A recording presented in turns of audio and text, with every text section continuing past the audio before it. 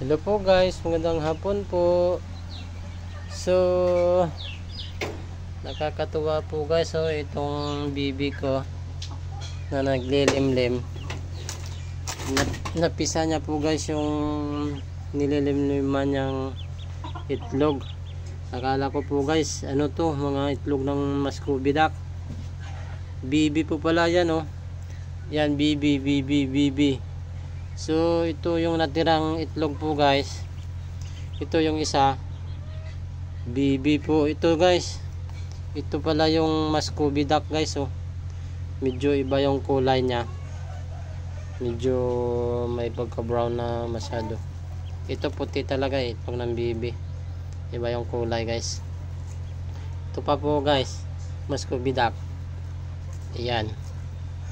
Ito din po, Muscovy duck, yung mga nahuli. So medyo matagal mapisa yung itlog ng Muscovy duck kaysa bibi, kaya nauna. Tapos hindi po ito sabay-sabay na nililimliman. Nadadagdagan yan, kaya nahuli to. So lalagain ko na lang siguro po ito guys. Pero malalaki na mga sisiw nito eh. Guys, sayang din. Lagain ko na lang to, 3 lang piraso. Tapos ito ilagay ko to sa kasama niya doon sa palayan.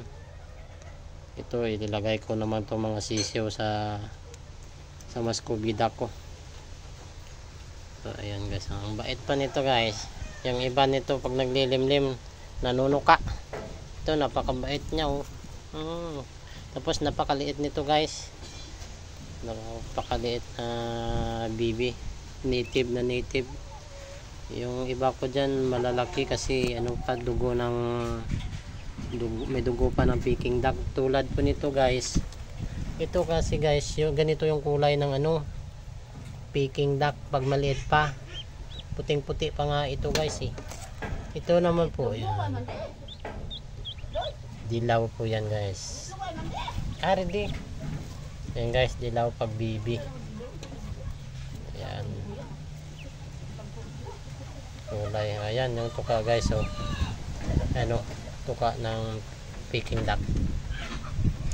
Dilaw. O parang orange. So, ayan guys. Kakatuwa talaga itong si ano, walang pangalan tong bibi ko.